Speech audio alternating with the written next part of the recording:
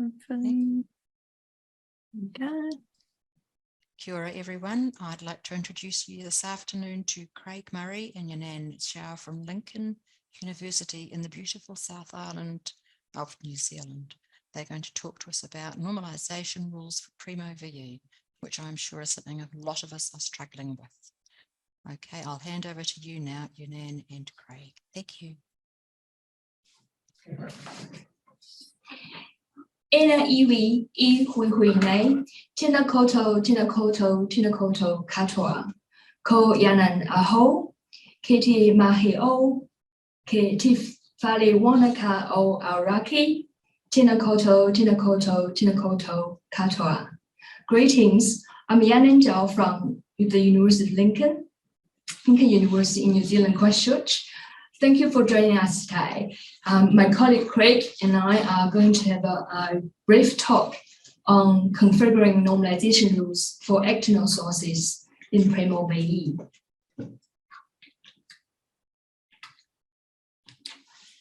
So before I start, Craig can help me to go to the next slide. Thank you. Before we start, we would like to give our thanks to the Primo community members who helped us creating our Dublin Core and XML normalization rules, especially the 3 members listed here. We also want to thank to the ex-Libra support staff who answered our queries in a timely manner. Without their help, we cannot achieve what we have so far. So next one. So coming back to the topic on configuring normalization rules, what was the issue? What was the challenge? We have a number of external data sources. We would like to make them available for search in Primo VE, such as our disk-based research repository or Figshare data repository. The biggest challenge we faced was there was little examples and documentations we could read and learn. So there is a screenshot which is taken from our current, the first screenshot on the left, which is taken from our current Primo back office. You can see that give you a list of options to transfer DC and XML data. However, we don't have the same level of support with Primo VE. The second screenshot, which showed up a couple seconds ago, is an example of one of our it was example of the normalization rules we created for one of our external data sources. We had to write all of those from scratch, and it was a huge learning curve for both me and Craig. And I have to thank again, without the community help, we cannot even achieve what is here. I'm going to hand it over to Craig, who's going to talk more on what is available and what isn't available. Ngā mihi nui Yanan, ko Craig Murray, tuku ignoa, ki te mahi ao, ki te whare wanaka o araki, tēnā koutou. So, as my colleague Yanan said, we're very familiar with Primo back office. We've been using it for 10 years. And when we decided to move to Primo VE, it was like, what is this coding for normalization? And we were really stuck.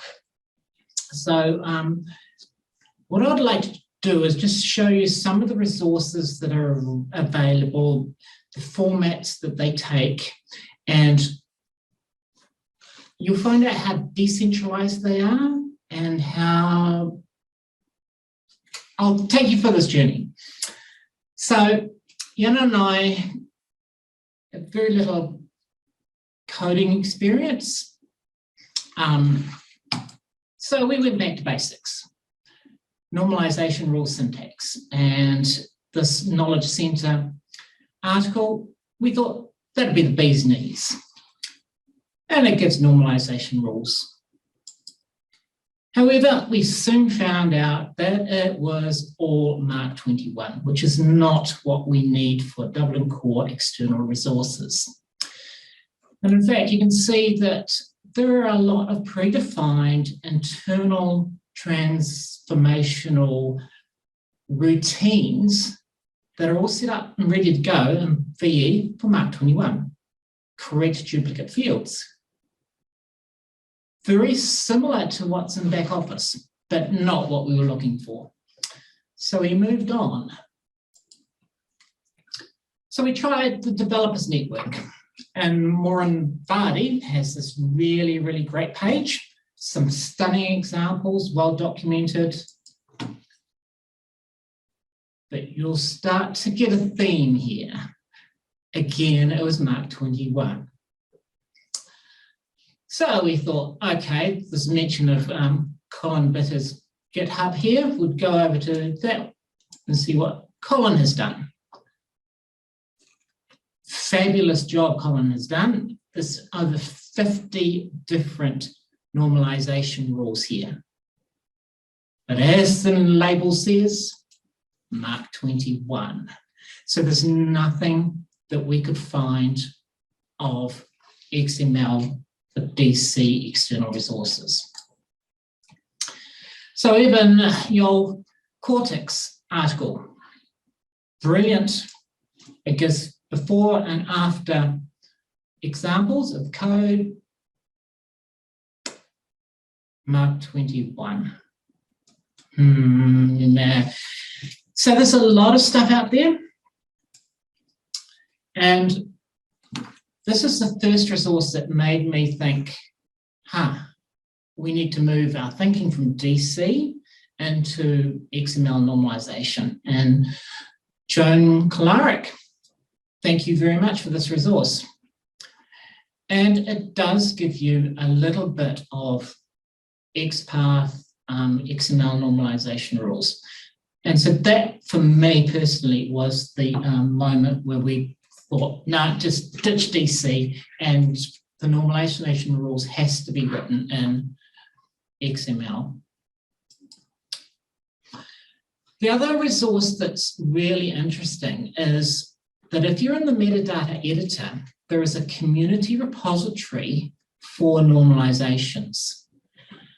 Now, this could be quite powerful, and Yanan is just putting the link in the chat about how to deposit your normalization rules into the community.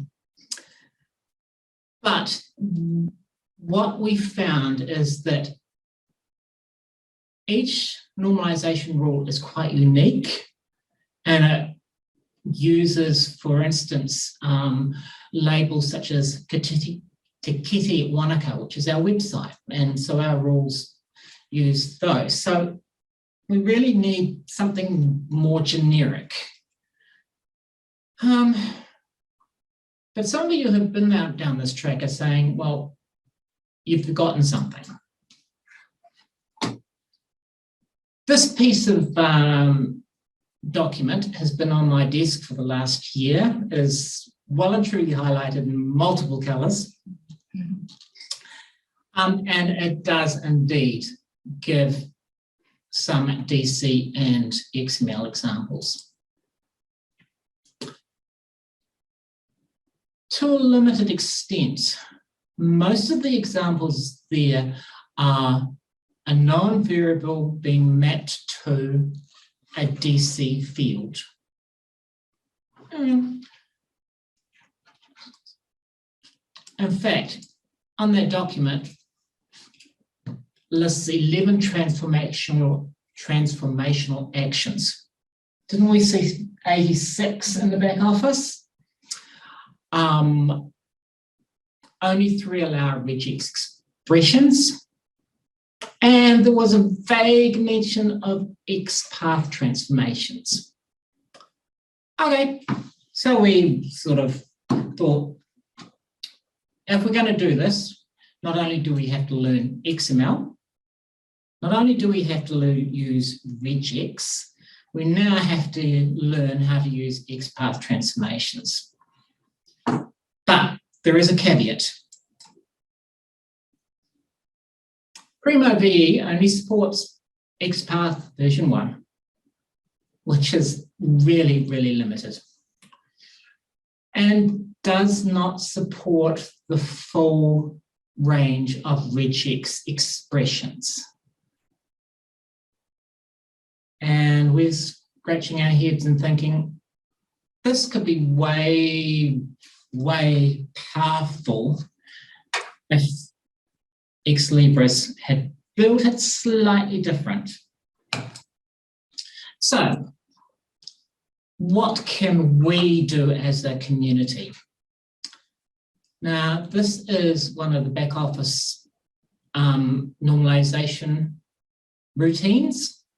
It takes whatever's in the DC description, in our case, the abstract. It says display the first 100 words, because we don't want all the other information well down the screen if the abstract is longer. Easy peasy. This is as far as I could get with this rule. And this is a regex backwards lookup, and it highlights everything apart from the first 500 characters, and then removes that substring. Technically, it should be /s/n, but guess what? I personally couldn't make that compile, and we had a roadblock. So Yanan and I were sort of in the office thinking about what could be done. And so if we can, we will actually commit to sharing our normalisation XML, DC, VE, too many acronyms, normalisation rules with the community in the repository. What we would also like the community to do is support our ideas exchange proposal, which we've just added. There's a couple of normalisation rule idea exchange that are there from pre-Primo VE days, but we would really like you to support the new one that's there. And Yanan has just put that in the chat, because we would like Ex Libris to implement the full regex and or XPath queries or similar. In fact, I don't even know if XPath is this thing anymore. We're all used to Perl and Python. So, but then again, that's what's built in and baked into Primo VE. But still, we'd like to see all those functions there. But I think the main point of what we were wanting to do today is to sound out the community about a hackathon. The IDS exchange proposal will take forever to get through to Ex Libris, and by the time they do it, there'll be a lot of libraries onboarding with Primo VE and trying to look at their organised and their external resources and thinking exactly like we did. What the heck? There's nothing out there. So we sort of want to know if there is expressions of interest, I guess, for a hackathon, where we basically say to the coders of the community, come together for a day or for half a day or however, and let's actually work with what we've got and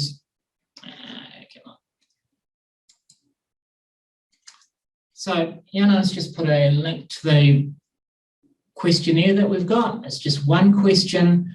Would you be happy? And a chance to put your email. And if we can get something organised and there is an interest, we'd be prepared to host it. But if there's no interest for it, yeah. And what we would really like to come out of this process is something like a developers network post which goes one-for-one back office transformation.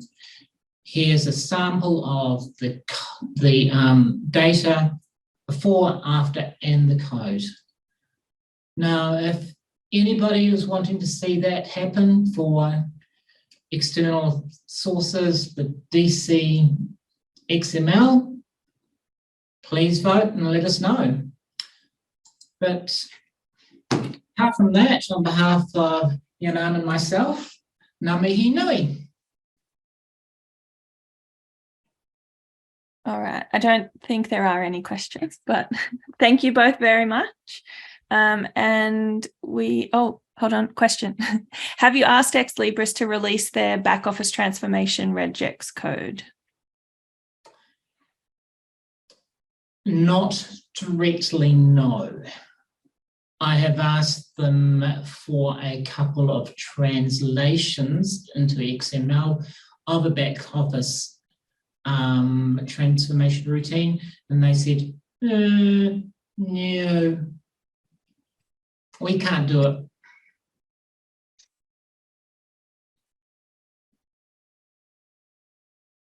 Peter says, if we don't know XPath, can we help with the hackathon in some other way? Admin, writing up an article, etc. Absolutely. Any support for activities would be grateful, Peter. Thank you.